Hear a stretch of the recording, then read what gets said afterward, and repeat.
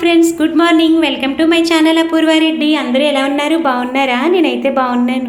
ఇవాళ అయితే breakfast recipe కింద పాస్తా చేస్తున్నాను. ఇదైతే కొంచెం డిఫరెంట్గా ఉంటుందండి.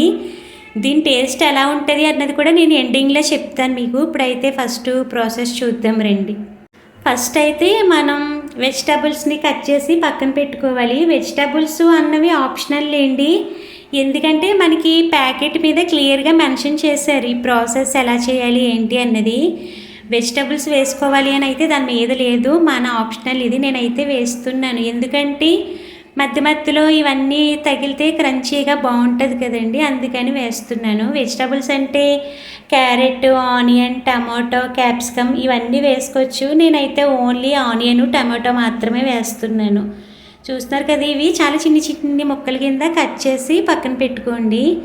నెక్స్ట్ ఇంకా బాయిల్ చేసుకోవడానికి, అదే పాస్తా బాయిల్ చేసుకోవడానికి వాటర్ అవి స్టవ్ మీద పెట్టుకుని వాటర్ బాయిల్ చేసుకోండి. ఇవి కట్ చేసి పక్కన పెట్టుకున్న తర్వాత, ఈ మధ్యకాలంలో ఏంటో అండి నా టైం బాగోలేదనుకుంటా, నేను ఎప్పుడు వాయిస్ ఓవర్ ఇద్దామని కూర్చున్నా ఉల్లిపాయల బండి వాళ్ళు, ఇనప సామాన్ల వాళ్ళు వీళ్ళందరూ వస్తున్నారు. నేను ఎంత డోర్స్ క్లోజ్ చేసుకుని వాయిస్ ఓవర్ ఇస్తున్నా సరే నాకు ఆ డిస్టర్బెన్స్ అన్నది వచ్చేస్తుంది. మధ్య మధ్యలో మళ్ళీ ఆఫ్ చేసి వాయిస్ ఓవర్ ఇవ్వడం ఇలానే జరుగుతుంది.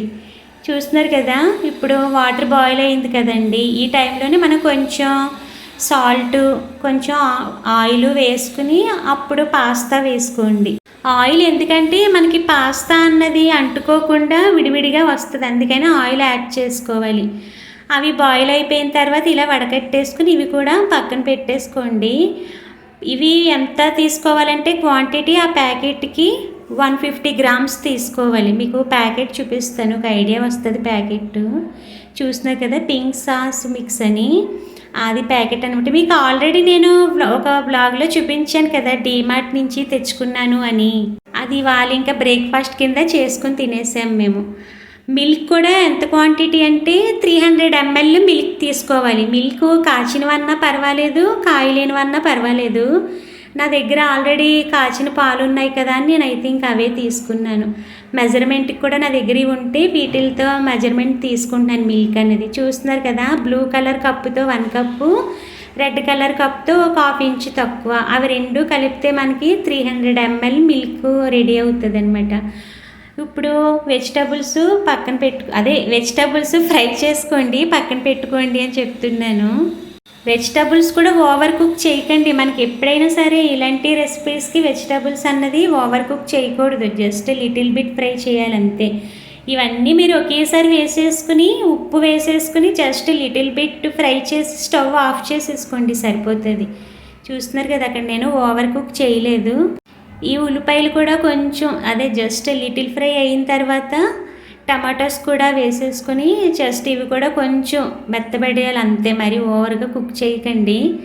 నేను ఏమన్నా చెప్పడంలో మీకు ఏమన్నా చిన్న డిస్టర్బెన్స్ అనిపిస్తే సారీ అండి. ఏంటి మధ్య మధ్యలో నెత్తిలా కూడా వచ్చేస్తుంది, నాకే అర్థం కావట్లేదు ఏంటి ఇలా మాట్లాడుతున్నాను అని. అంటే నేను చెప్పాను కదండి ఉల్లిపాయల బండోళ్ళు, ఇనుప సామాన్ల వాళ్ళు వస్తున్నారని, అప్పటికే నేను వాయిస్ ఓవర్లు ఇచ్చి మళ్ళీ దాన్ని ఆఫ్ చేయడం, మళ్ళీ వాయిస్ ఓవర్ ఇవ్వడంలో నాకు ఇంకా వాయిస్ అలా నెత్తిలాగా వచ్చేస్తుంది చివరికి.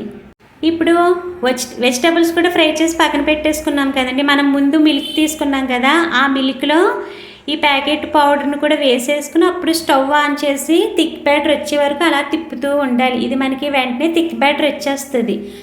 హైలోని కాకుండా మరి సిమ్లోని కాకుండా మీడియంలో పెట్టి అలా తిప్పుతూ ఉండండి. చూస్తున్నారు కదా, అలా థిక్ బ్యాటర్ వచ్చేస్తుంది. ఈ టైంలోనే మనం ముందు రెడీ చేసుకున్న వెజిటబుల్స్, పాస్తా అవన్నీ యాడ్ చేసేసుకోవాలి. అవన్నీ యాడ్ చేసేసుకుని మీకు ఇంకా ఏమైనా స్పైసీ కావాలి అనుకుంటే కనుక రెడ్ చిల్లీ ఫ్లేక్స్ కూడా వేసుకోండి. నేను అవి కూడా వేసాను, కొంచెం స్పైసీగా ఉంటే బాగుంటుంది అని. నేనైతే ఇది మరీ హైలైట్ అని చెప్పనండి, ఎందుకంటే ఇది స్మెల్ కూడా బాగాలేదు అసలు. కుక్ చేసేటప్పుడు సగం మనం ఆ స్మెల్కే అమ్మో ఎలా ఉంటుందో టేస్ట్ అనుకుంటాం, స్మెల్ అయితే అస్సలు బాగాలేదు అలా కుక్ చేసేటప్పుడు. నేను అనుకున్నాను కొన్ని స్మెల్ బాగోవు కానీ టేస్ట్ పరంగా బాగుంటాయి కదా, ఒకవేళ టేస్ట్ బాగుంటుందేమో అనుకున్నాను. నాకైతే అంతగా ఏమీ నచ్చలేదు ఇది. అంటే యావరేజ్ అని చెప్పను, బిలో యావరేజ్ ఇది. మరి టేస్టు కాదు, యావరేజ్ కాదు, బిలో యావరేజ్ అంటే మీకే అర్థం అవ్వాలి. అంటే నాకు నచ్చలేదని చెప్పి అందరికీ నచ్చకపోవడం అలా ఏమి ఉండదు కదండి. కొందరు ఇలాంటి ఫ్లేవర్స్ ఇష్టపడే వాళ్ళు కూడా ఉంటారు. అందుకనే పోస్ట్ చేశాను ఈ ప్యాకెట్ గురించి మీకు.